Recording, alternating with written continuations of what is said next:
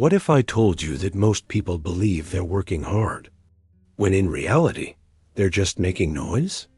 And what if the system around them is designed in a way that no one even notices the difference? Stay with me until the end. This short story might completely change how you see effort, intelligence, and control.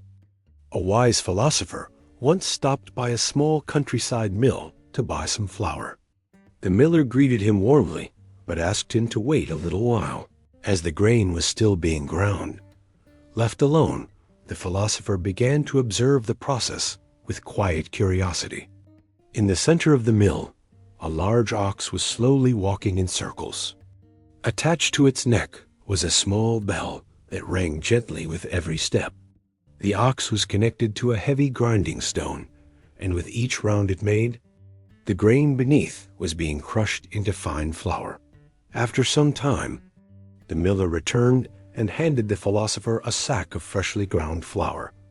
The philosopher smiled politely, but then asked, "Tell me something. You seem like a practical man. Why would you spend money on something as useless as that bell around the ox's neck?" The miller chuckled. "It's actually very useful," he said. "As long as the ox is walking, the bell keeps ringing. If the bell stops, I know the ox has stopped working. Then I come out and get him moving again. It saves me time so I can focus on other things." The philosopher nodded slowly, then raised an eyebrow. "But what if the ox stops walking and just shakes its head instead? The bell would still ring, and you'd think the work is being done." The miller laughed even harder this time. "Oh, I'm not worried about that," he replied confidently. "This ox isn't nearly as clever as you are. Here's the truth most people miss. Systems are often built on the assumption that no one will question them.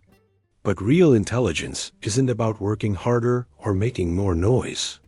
It's about understanding the system itself. Because sometimes the difference between real progress and empty motion is just the sound of a bell."